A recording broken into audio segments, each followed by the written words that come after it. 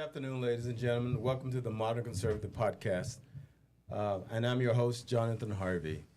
We had a little technical difficulties, but we're back on air now. Sorry for the delay, but we're going to have a great conversation. First of all, let me get some things out of the way.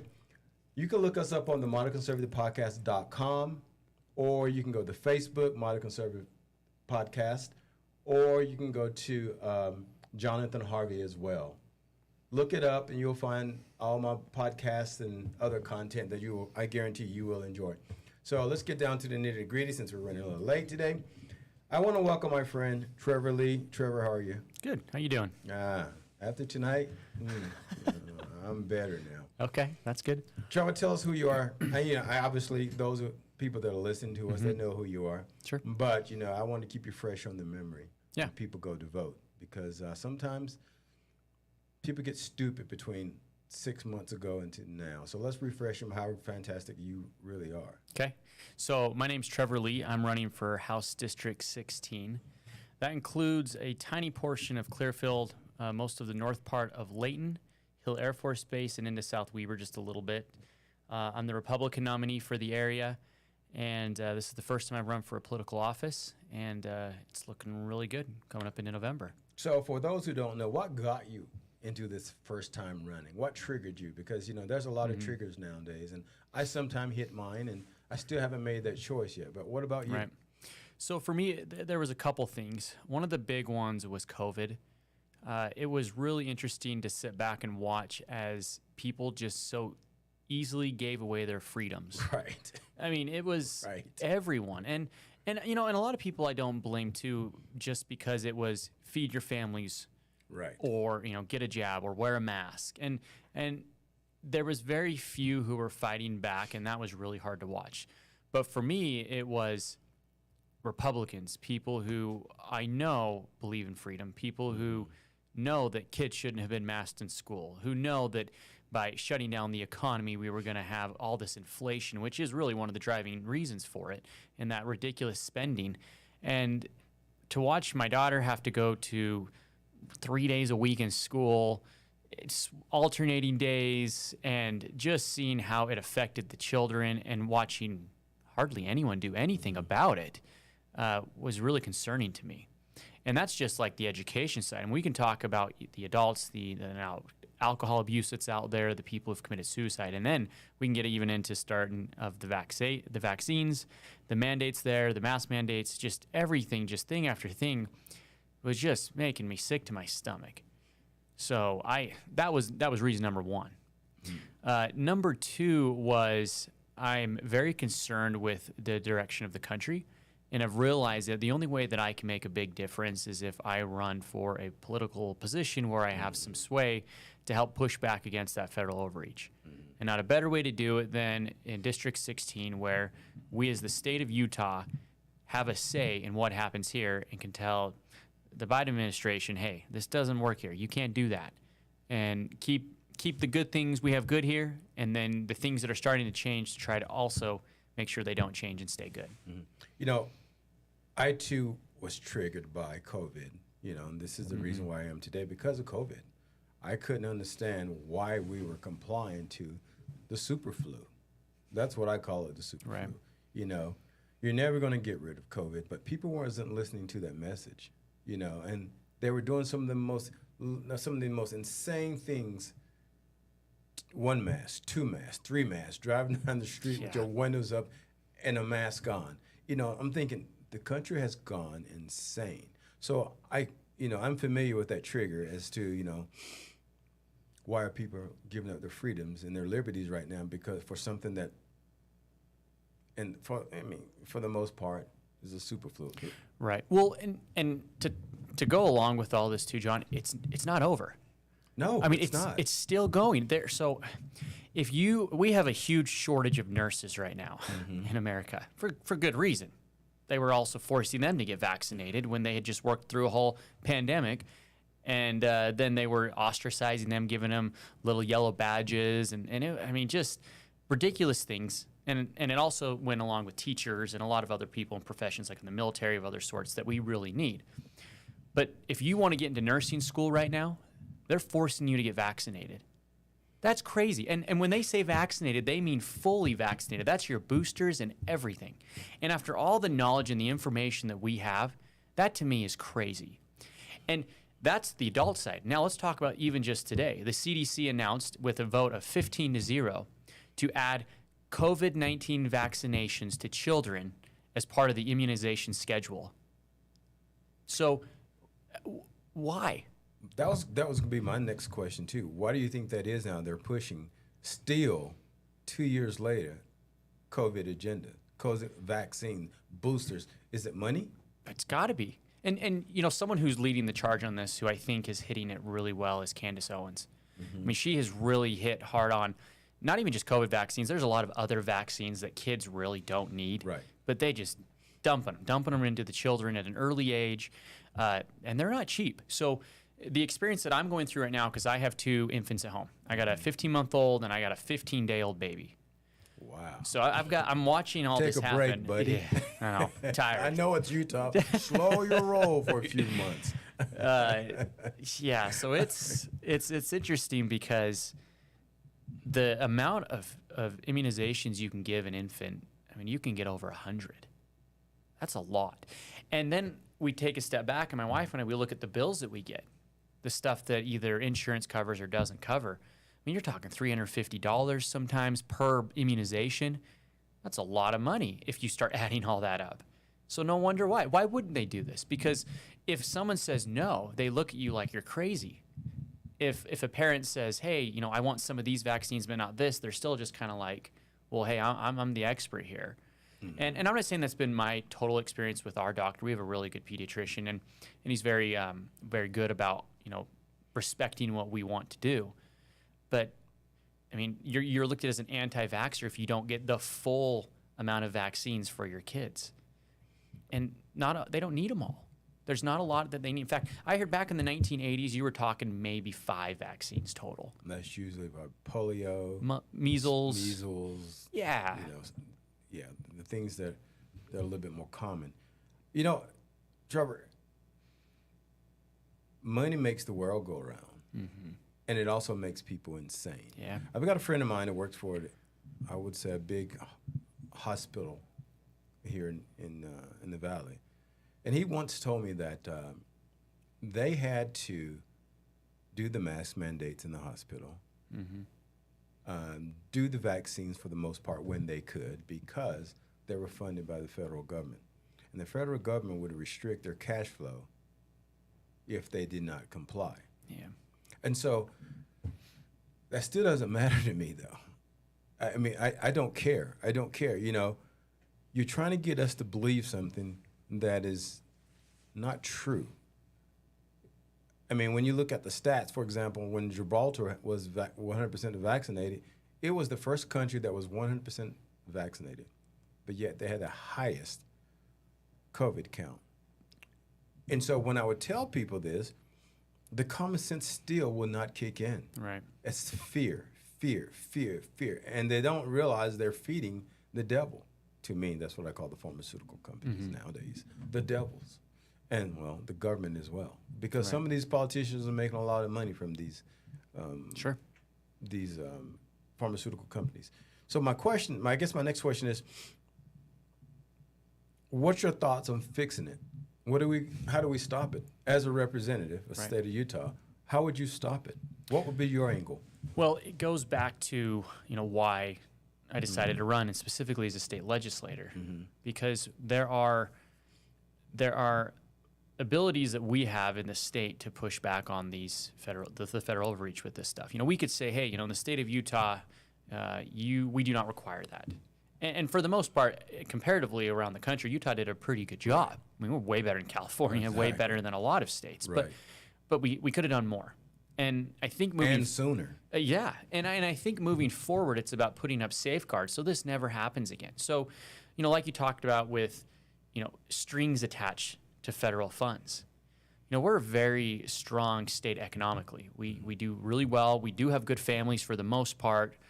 We have a good population increase with our fertility rate, and we're doing really good here on a lot of levels. But with the increase in our economy size growing and people moving here because we've done so well for so long, is I believe we can do more to say no to a lot of the money and funds that have all those strings attached, whether it's education, stuff in the vaccine world. We should be able to say no more and try and come up with those funds or other means possible on our own end, because that's where they tie you down. Right. When it's all about money, we can do it in Utah. We don't need the federal government to do everything for us. And I know the argument of, hey, well, that's free money. It's just sitting out there. I mean, we pay federal taxes too. But I have a saying: everything that glitters, everything that shines, is not gold. Yeah, it's good. And these people need to realize that. Mm-hmm. Right. So, well, I agree with you. And I think that it's a hard thing to say no to the money.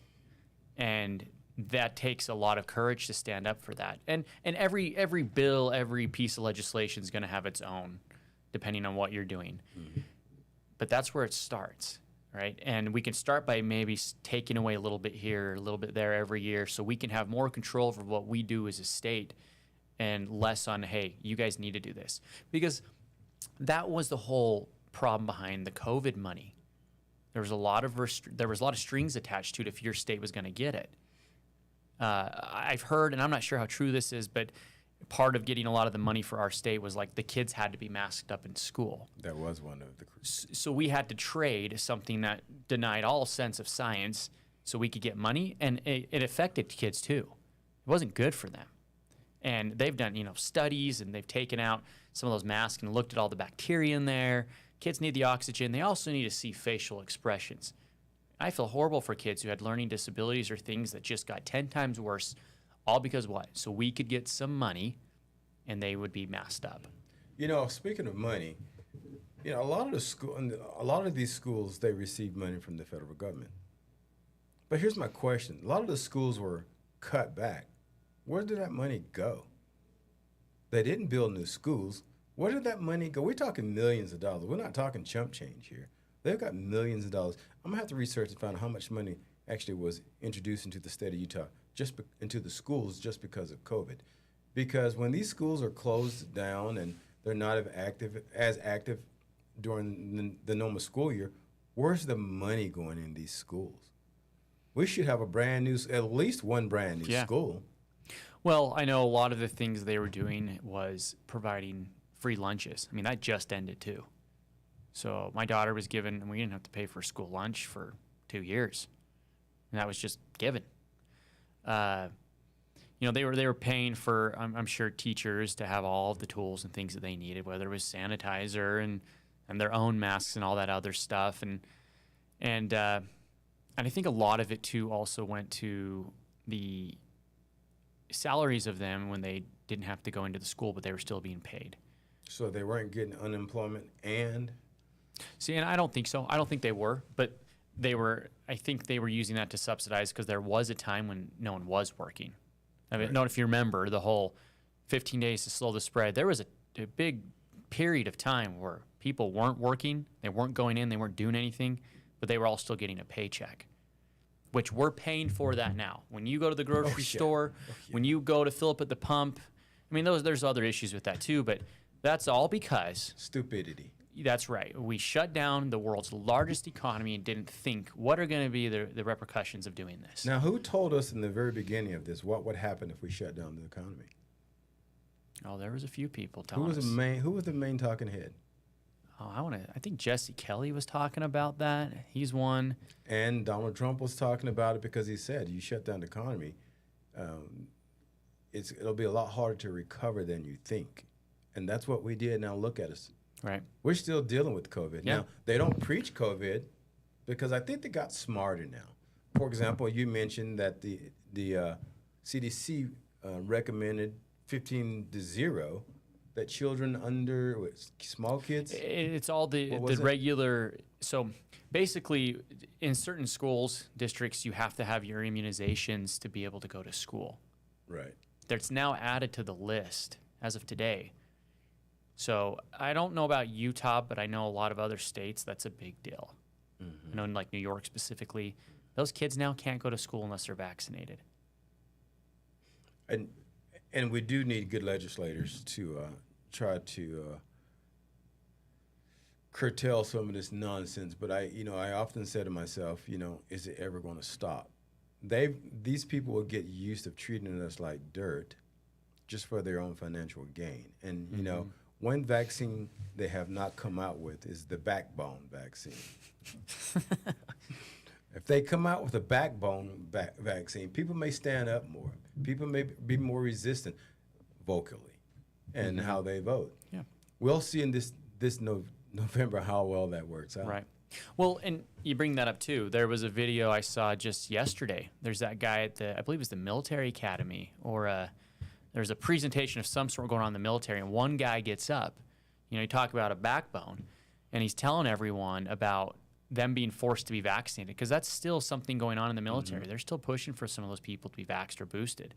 And there was one guy standing up, and the leaders couldn't wait to get up there and just shut him up for trying to tell all of these new cadets, hey, here's what's going on here, guys. Like they're forcing. I haven't seen though. Yeah, it's interesting. I'll have to send it to you, but there's a lot of courage behind that man. And in fact, I have a constituent in my area who, when he was deployed, so listen to this, they weren't going to let him fly home because he wasn't vaccinated. And it got so bad when he came home, he decided, hey, I've done my time, like I'm done. Now he works at Hill Air Force Base, and it's still crazy to watch all of the madness he's had to go through, but he's trying to fight back now, not for money, because he doesn't want other people to have to go through what he is. I mean, they're slowly bringing some people back to work because they need them, but they're trying to make them get all like this makeup time that they missed, and they have to work for it, like if they want it, like put in extra hours. Like it's just so backwards, right? See, so none of this stuff is ended yet. No, it's some stuff has, but for the most part, it's almost like it was a setup for something else coming down the road. So next time it's going to be worse, or what are they going to do next time to control our lives? And I mean, you probably see it. I still see people driving in their car by themselves with a mask on. I seen a guy the other day still jogging with a mask on. And see, that's just not healthy. It's not even common sense. Yeah. Well, healthy and common sense, I guess, they go hand in hand, because he's not healthy. You're right. Yeah. So, I want to change the subject a little bit. Last time we were on the show together, we got in trouble. We're not going to do that today. We're not going to mention, what we had done, because I think we need to just let that die. Well, let that lie for now. But you are now being challenged by the guy that you actually beat. Smoked his ass, actually. And he's using the podcast that we were on as one of the main reasons why he decided he needs to run. Now, he's a so-called Republican, correct? Correct. Acting like a Democrat. I mean, he's being funded by a lot of Democrats, and they're actively helping him. So. Well, he called me a white nationalist. He said my podcast was a white nationalist platform, and you were one of my people. You know what is interesting about that, John, is where was the media attention on that? Where was the articles and the news on him calling you a white nationalist or a white supremacist as a black man? There's nothing. We got more attention for using a word than him calling a black man a white nationalist and white supremacist. And I did a podcast blasting him for that. Nothing. You don't hear anything about it. And that's a sitting representative. Right. Right. The hypocrisy from the media on that was astounding. And then we can go on and on about all the things that they do to try to call conservatives out, or we're right-wing extremists on things. But they do something like that, which is legitimately wrong, and I'm going to call that racist too. That's racist. And nothing. Not a peep. No party denouncing it, right? Where's the party coming out and saying that's wrong? I don't want to get too deep in on this one, because you do have an election coming up. Sure. But I will say personally for myself, it offends me that he can call me he can call me a racist, a white nationalist, calls my platform some sort of white nationalist platform. But the conservatives, the Republicans in this state, obviously don't know, and I know some of them know because I got phone calls said, "Does he not know you're black?" Obviously not. But he's acting like a Democrat now because he's using racism now as a tactic to diminish your character. But guilt by association. Well, as far as I'm concerned, he's associated with a black man, not a white nationalist, not a terrorist, not a Ku Klux Klanman, not a clucker, whatever you want to call us. I'm a black man. And so I behaved myself because of you, because I didn't want it to, you know, cause a negative effect on you. But I will promise you this. I am going to say something. And I'm going to say it loud. And I'm going to make sure everybody in the Senate hear it. And I will call everybody in the Senate. You must be a racist. You must be a racist because you're supporting the ideology that white man called me a racist, and like a Democrat would. And why, though? Because we don't agree on things ideologically? No, because we said a word that neither you or I knew was offensive nowadays. Because before, it did not used to be offensive. Right. They start changing words now to be offensive, and they're telling us what we can and can't say now. Right. And that doesn't work well for me, and let's, I mean, we can talk about that too, which I have a problem with, and I'm nervous for my kids moving forward where we live in this world of cancel culture and doxing people because we don't agree with them. And I'm not saying we, but that's what they do. That's what the left does, right? Right. They can't win on policies because their principles and their ideas for moving an economy forward, they're horrible. I mean, look what Joe Biden's doing. It's disastrous for our country in every way, shape, or form. And so you can't win on that. So you try to attack the person, you attack their character, you go after words that they use. You have like that gentleman in West Valley who donated to the Freedom Trucker Convoy in Canada gets fired from his job. I mean, what kind of world are we living in where that's what we have? I don't want my kids to grow up in that kind of world where everything they say, maybe they're going to go back to when they're toddlers and they're saying stuff and use that against them 20 years down the road. Because, like, we're really doing that. And, like, who's that lady that just won the new prime minister spot for Italy? The fantastic woman. Oh, and they're trying to cancel her already. Yeah, they're going because she's clean. And most people are clean on this, but they're going back to days when she was a teenager and trying to attack some of the clubs that she was in. That's how far back they're going to try to cancel her or get rid of her. They'll have fun with me then. But you know what? We all do stupid things. Right. No one's perfect. But if we're going to talk, like, once again, if the discussion is going to be about ideas and I guess different types of activism for good or bad, if you're going to talk about ideology, that kind of stuff needs to stick to the points. And that's how we move forward and get to a place where we need to be. When Trump was president, you saw him get called a Nazi, a white supremacist, homophobic, racist, throwing everything out there. Terms that I hope when he sues these media companies, he wins. Because that's ridiculous. He's not Hitler. And that's actually really offensive to assume that he's even remotely close. And they can do that because why? Because they're losing the policy battle. They're losing on the issues and the things that matter. And so they have to go after stuff like that. And I'm really sad that kind of stuff works for some people. Look what happened at the Mike Lee debate last night. Pretty much the first thing he said. So what do you think about the moderators? What do you think about the January 6th? Oh, my God. Is that policy? Does that have anything to do with what's going on in the country as far as the country? That is something about some people getting a glorified trespassing charge and them telling us, if you stand up against us, you'll sit in jail for 2 years twiddling your thumb. Don't stand up against us. And so they always try to use something like the January 6th or racism or something that plays on people's fear. Right. You may, for example, if you're a white man, you're supposed to be fearful using the word color, for example, because you may think that you're calling, or others may think you're calling somebody a slur.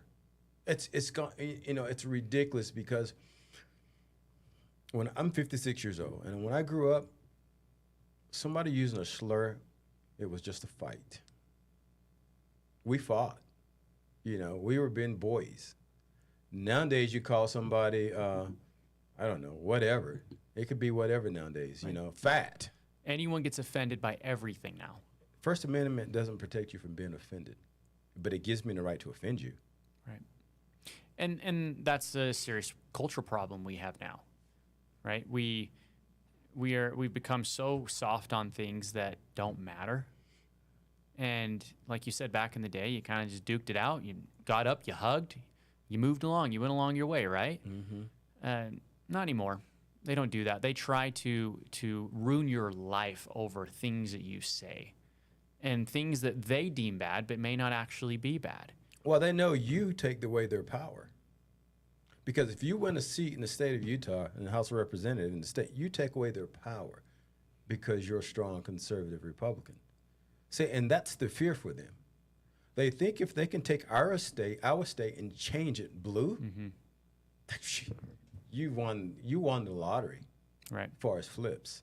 You won the lottery. That's exactly right. And that's one of the stark differences between me and my opponent. What's your opponent's name? His name's Steve Handy. Okay, I just want to make sure. Yeah. I cannot forget. I'm old. I'm actually conservative. I don't just say I am. Exactly. But my opponent has a voting record that would say completely the opposite, between pushing unconstitutional red flag gun laws. Right. I don't buy the vote on HB 11. Right. Warrantless bell, getting the Pledge of Allegiance out of schools. I mean, there's just so many different bills and things that are not conservative. And you're not conservative if you do that kind of stuff. So just say you're moderate. Say you're left-leaning. Be honest with people. But in Utah, being a Republican and a conservative and that messaging wins. But people need to look into the candidates and see if they really are conservative or not. It's a huge problem we have here. And that's what I'd hope people with my race would see is like, hey, look at the voting record. Anyone can go look it up online. You can look up who's donating to their campaign. Mm-hmm. That's very telling too. And you can see that, hey, yeah, that's not a lot of stuff that I would have thought about or that's not stuff that I believe in. And so I'm actually conservative and you're right. And the powers that be, I don't think want that. Specifically Democrats. I know there's a lot of really good legislators and they'd be happy to have me. Right. We can help move the needle a little bit more to the right, which would be great. And I can just be a vote that they count on in the legislature versus someone who's always very squishy on the issues. You never know which way they're going to go. Mm-hmm. And I don't think my district wants that. I mean, that's why I won so heavily at convention. Delegates were very educated. They understood the issues, and they knew they wanted change. But the other thing is people also don't like career politicians. No one wants a guy that just can't let it go. You know, you lose gracefully, say you're going to support the nominee, and then you just go around and say, no, actually, with enough money, I think I can beat him. Mm-hmm. What a waste. What a waste. You could do a lot of things with that kind of money to actually help people instead of running some campaign you're not going to win. It's very selfish. You know, you mentioned conservative and Republican. Now, I'm conservative. Mm-hmm. You know, I have to affiliate the Republican Party, but this is what for me, the Republican Party is an organization with members. Conservatism is a way of life. And so for me, Trevor, I have a tough time with Republicans, especially career Republicans. You know, I've always said, anytime a Republican tells me he wants to get rid of term limit, he's lying. Because nobody runs for office for 2 years. There are some people that do and will, but for the majority, it doesn't happen. Since you've been running, speaking of money, how hard is it to raise money? Utah, it's tough. Why is that, though, with Utah? You know, I think there's a lot of complacency here. And don't get me wrong, I've had some really good people who've donated to me, and I'm very appreciative of that, and I greatly need it in a race like this. But just across the board in general, I mean, if you were to go ask your everyday person, they would tell you everything's fine. Like, I don't think it's gotten bad enough yet where people have to realize, who I'm voting for is actually going to make a big difference on my life and who's making the rules for my life. And you've got a lot of people who just say, we're a Republican state, we're good. Right. Things are fine, So why would I donate? You know, they're good, and my money's not going to make a difference. So I think that has a lot to do with it. One of the other things might be it goes along the lines of, you know, there's a lot of LDS people here. I'm one of them. We already give 10% of all of our income to the church as a charitable organization, which they do a lot of good with that. You're right, they do. A ton of it. And so sometimes people may think, oh, that's enough too, right? The amount of money between, you know, your tithing and fast offerings is good. I mean, there's not another state that even comes close to competing with Utah on that kind of level where so many people give that much money. I'm not LDS, and I completely agree with you. You know, the church does a lot of great things, and they do some things I sometimes don't understand either when it comes to conservatism in our state. But that being said, I will give the church their absolute credit. I don't think there's any organization that does as much as the church does. You know, right. I mean, they do great work. And another thing is with me, you know, we were talking about money and people helping contribute to good candidates. I've always said this about the voters in Utah. When you're pumping $5.50 gallons, $5.50, God, I can't even talk. If it's going to cost you $5.50 for a gallon of gas, and if it doesn't register in your mind, damn, this is heavy, and this is high, and the next question should be, why? You should realize at that point in time, if you're pumping gas and you're okay with $5.50 and you're only making $20 an hour, that means you're comfortable with being uncomfortable, and that's a problem in itself. Yeah, I think that's an issue. I mean, most people don't care. It's no secret that half the people don't even vote. Right. Right. So there's already that complacency there. And I think the other aspect of that too is they don't think they can make a difference. So wrong. Right. And you're correct. Just think about it. What if just 10% of the people who didn't think they could make a difference actually came out and voted, got educated on the issues, and we could have good candidates across this country. We could flip every single election if people just went out and voted.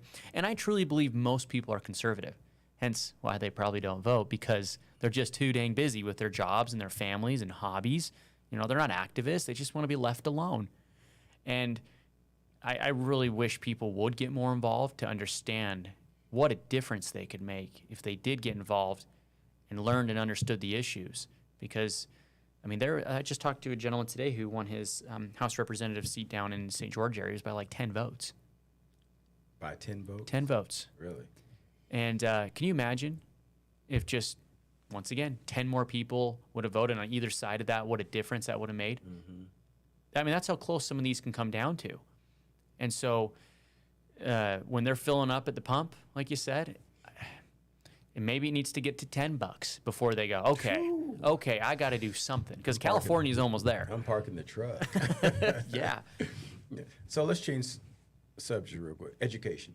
Give me your thoughts on education, how and our system here in Utah, good or bad? I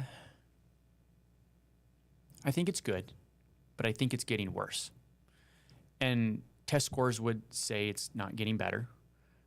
Dumping more money into it doesn't mean it's getting better either. In fact, that's been known around the country. You know, some of the school districts that have the most funding don't do very well with proficiency in reading, math, and all the things that matter.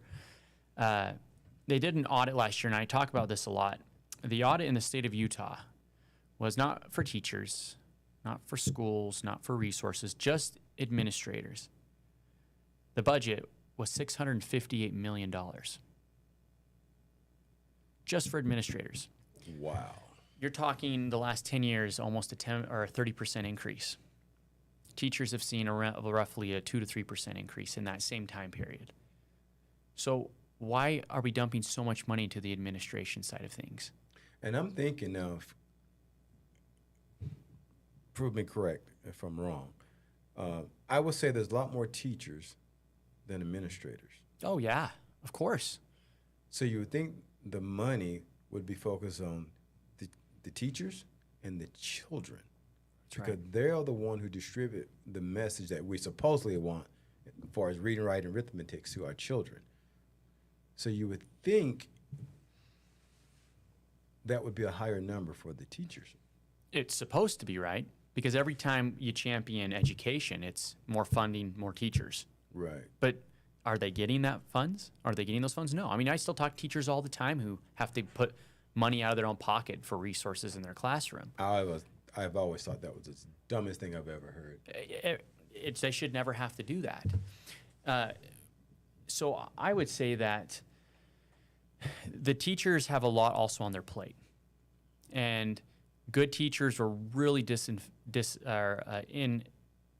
inadvertently affected during COVID, because a good teacher is going to teach in front of the classroom, face to face. They're going to try to help the students. But when everything went virtual, not only did it put kids behind, but a lot of good teachers were like, I don't want to do this. This is hard. Mm-hmm. And we're just wasting a lot of that time we had, and a lot of good teachers put into retirement early, and they're done. And then you have this new upcoming generation of teachers, and a lot of them are great. And we're also starting to find, and it is real, there's activists that are built into that. Right. There was that teacher, I think it was Granite School District, I can't remember. Lehigh? The one in Lehigh? Well, there's a few in Utah. There's the one who was talking about pronouns and a lot of LGBTQ issues with her student at that charter school. But there was that one specifically, because it was in the public school. They wanted a classroom for only minority kids. Nothing to do with white students in the classroom. I mean, it was blatantly racist what she was doing. Absolutely. But Was she white? Yeah. They did an investigation into it and found not a reason to fire her.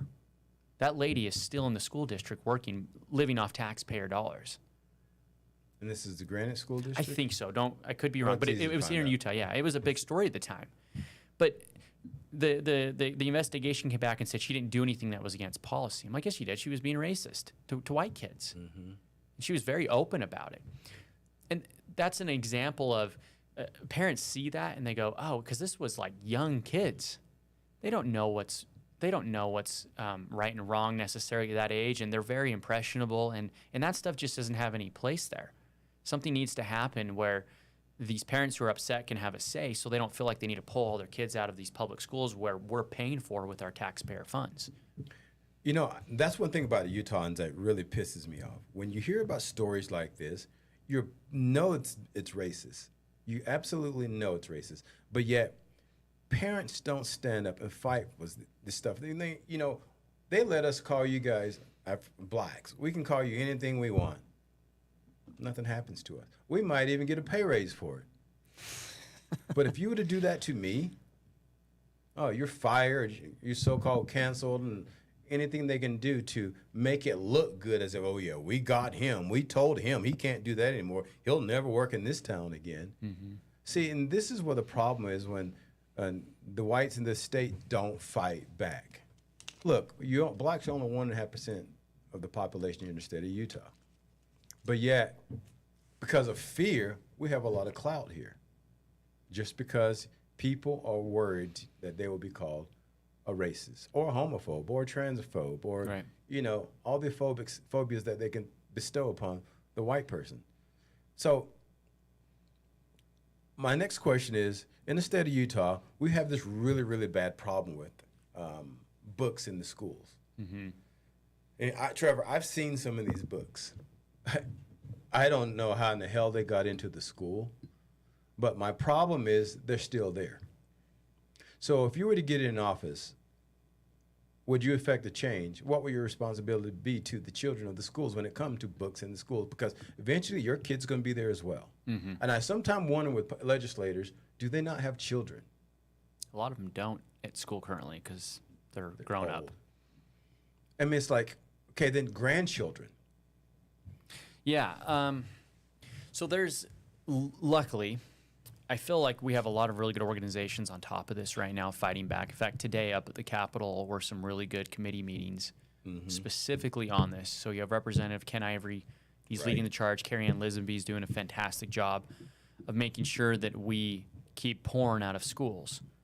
Because supposedly it's not supposed to be there, but it is.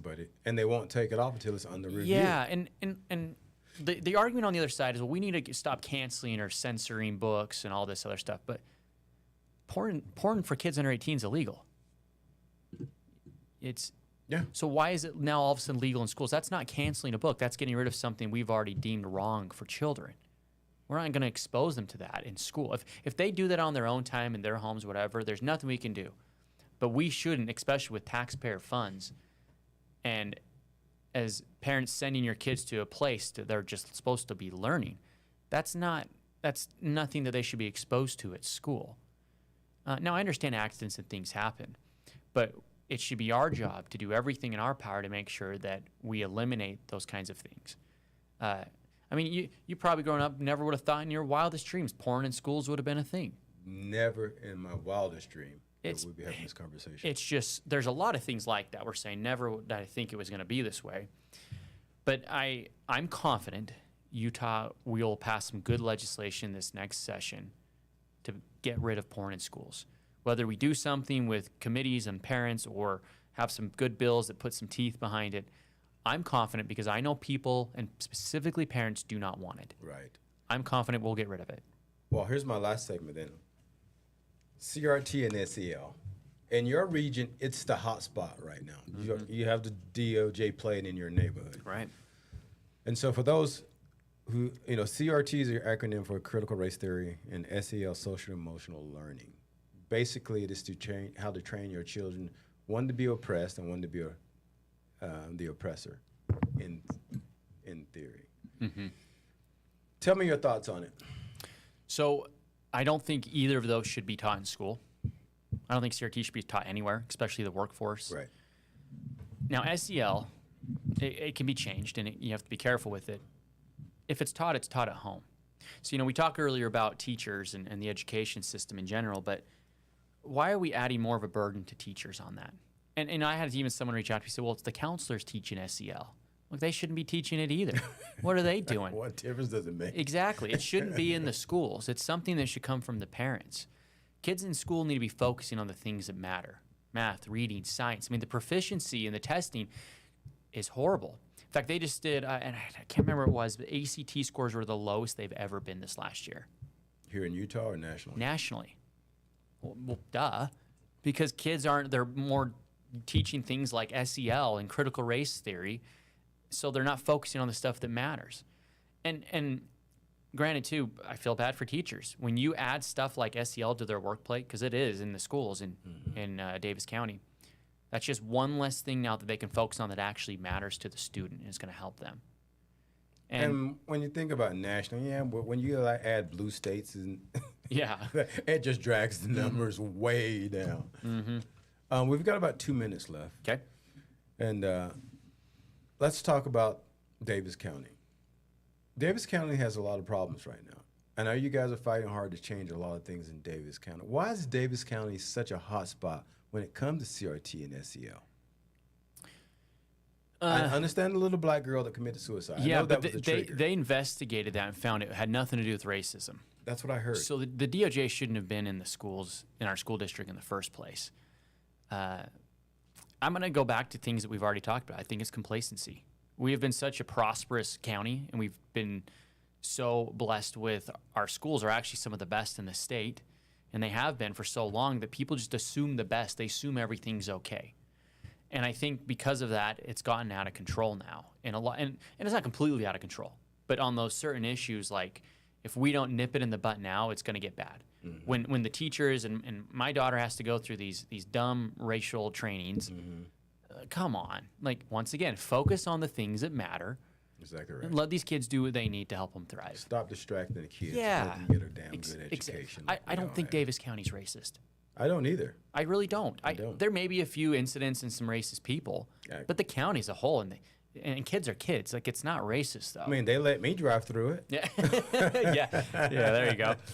So, hey, Trevor, I don't know when will the next time I'll be able to have you on my show, because I like to have you on in the next couple weeks if possible. I have to get with my scheduler, and we'll figure out when to have you on. You are one of my favorites. Yeah, thank Absolutely. you. And I know a lot of guys, and you are one of my favorites. And you're real. And I just want to say, I wish you good luck. And how can people get in touch with you, follow you, send you money in these final weeks? Yeah, if you want to help out with the campaign, it's votetrevorlee.com. So that's vote and then TREVORLEE.com. So votetrevorlee.com is a good place to donate on there. You can get in touch with me. I think we're pleasantly going to surprise a lot of people in the state, and we're anxious for a good victory on November 8th. And yeah, would love any support, any help. Any donations are great. Like I said, I'm competing against a lot of the special interests and lobbyists here in Utah. And my campaign is very grassroots. It's conservatism. It's everything that I know to be true and good. So. And there it is, ladies and gentlemen. And I said, ladies and gentlemen, there are still only two damn genders. Thank you for being on the Modern Conservative Podcast. And look me up on the modernconservativepodcast.com. You can buy merchandise there. And the merchandise goes to the candidates for the next 2 years. One thing I'm going to do is donate all the money from that account, the sale of clothing, to new candidates. So support the organization, support the website, visit us at C.A.F.E, Conservative Americans for Equality. I'm your host of the Modern Conservative Podcast.